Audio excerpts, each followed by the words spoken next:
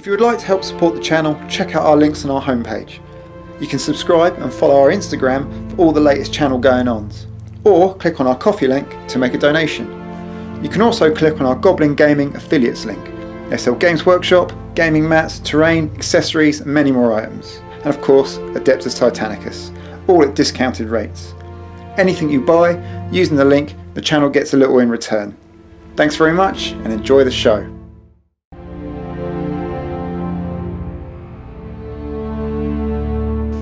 Welcome back, Princeps, and in this video I thought I'd talk about the Venerable Machine Spirit stratagem card.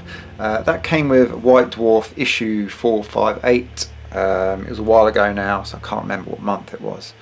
So if you bought that, you would have this. I imagine, like myself, a few Titanicus players would have bought the issue just for this piece of cardboard. If you didn't buy that issue, you didn't see it, we're going to talk about it now.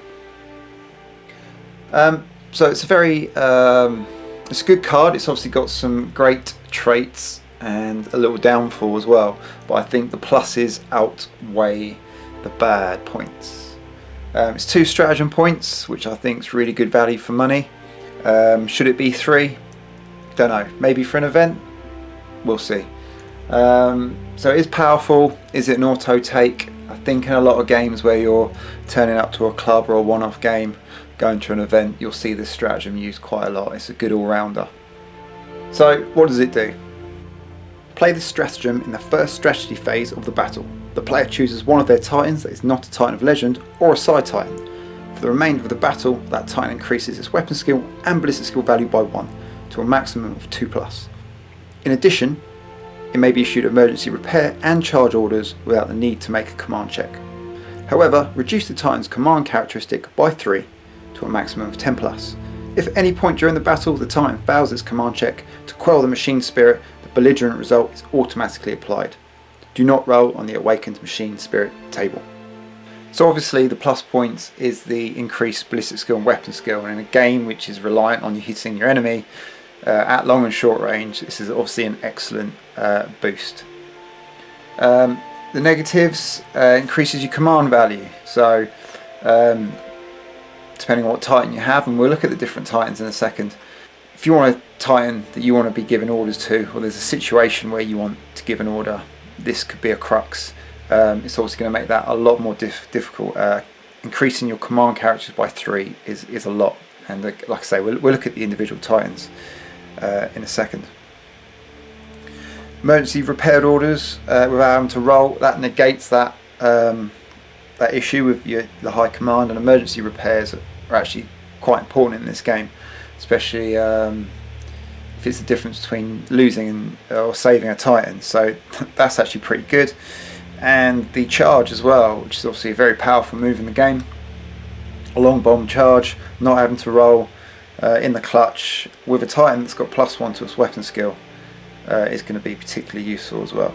So if you're first firing, split firing, that kind of stuff, maybe not so good, but that can be mitigated. Failure machine spirit, there's no getting out of it. You still take command check, but again you've got that +3, so difficult, and you're going to get a belligerent, so you're going to move d6 inches towards the nearest enemy titan and stopping within 1 inch, etc.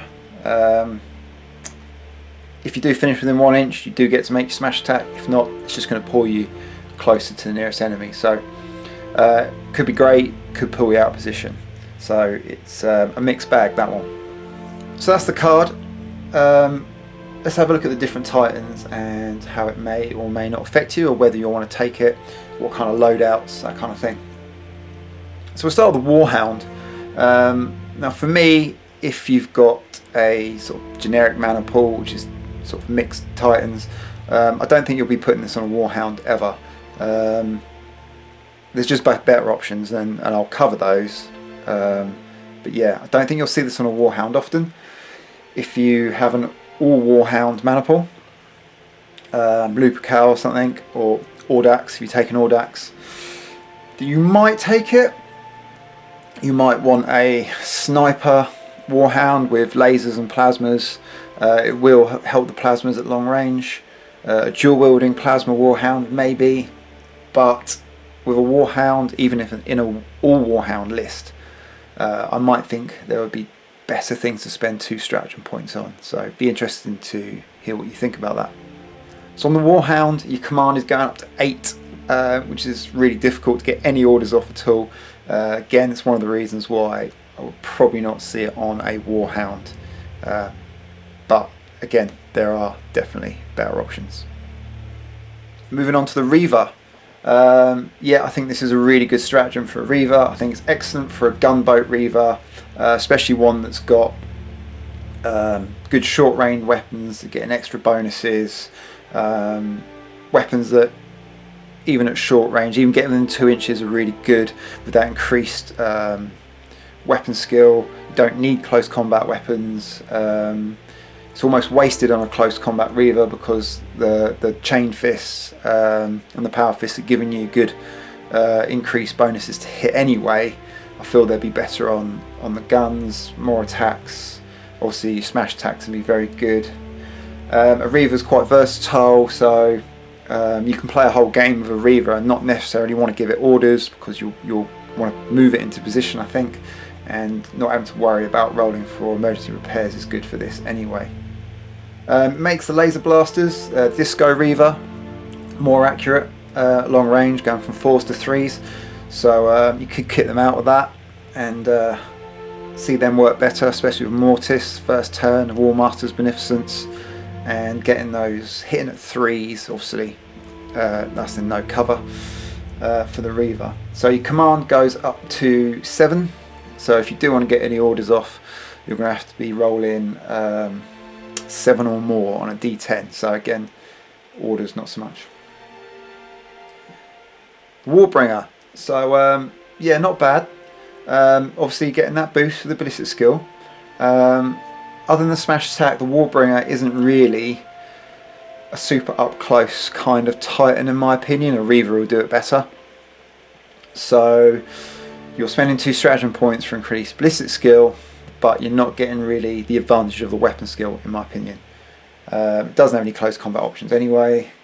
Again, your orders goes up to command 7, so it's very difficult to get orders off. And for me, I see like a Warbringer being this really good heavy support role.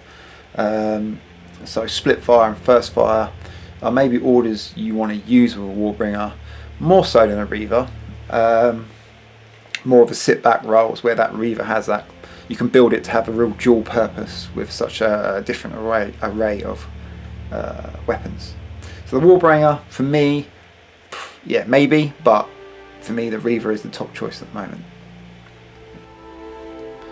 And finally the Warlord Titan. So like the Reaver, it gets the best use out of the ballistic skill and weapon skill bonus. Obviously ballistic skill going to 2+, which is amazing, especially for a Titan that's got such great firepower if you want to load it out with all guns.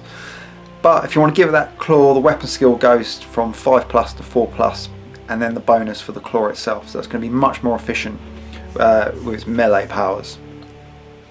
The only real negative that I can think of for the Warlord is the command goes up to 6, but it is the best out of all the Titans. This can be mitigated, and I will go into that in just a second. So yeah, pretty good for the Warlord, not much to say on that one. So the high command +3 to command values is obviously a bit of an issue. Sort of 2 ways to mitigate that really is obviously taking Axiom Maniple. It obviously gives you a good choice of Titans to slap this stratagem on. For me, the Reaver and the Warlord being best. And the Axiom obviously gives you the ability, if you fail a command check with that Titan being so high, you can carry on doing orders with your other Titans. So you know you haven't got to worry so much about that. Slap it on a Titan that you think, right, I want a mobile role, I'm not too worried about orders, I know what I can do with it. Stick it on an Axiom Maniple, the rest of them are golden. If you want to try and get that order off, you haven't got to worry about the others. You can further mitigate that, giving your Princeps the Ironclad Tyrant, so if you fail an order, you can get a reroll as well. So if you do really want that order going off on that Titan with this stratagem, you can have a couple of goes at it. Stick Bellator Magno and an Exterminatus Warlord Maniple, and then slap this stratagem on another Warlord. Gryphonicus players can have 2 Titans with skill 2, and that's 2 Warlords as well, so that's pretty immense. throw in a side Titan as support. You can have some real efficient shooting, some really nasty lists. Legio Mortis might enjoy this with the Penumbral Reaper, who has the bonuses at short range. Having another Titan with bonuses at short range and with the ballistic skill bonus as well can make them very dangerous. Again, a Mortis Exterminatus Maniple, it could be pretty tasty. I think that would be a good battle rep. Gryphonicus Mortis with all those Warlords, got a lot of ballistic skill too, a lot of high weapon skill. So there you go, Princeps. That is the Venerable Machine Spirit stratagem. That's just some thoughts from me.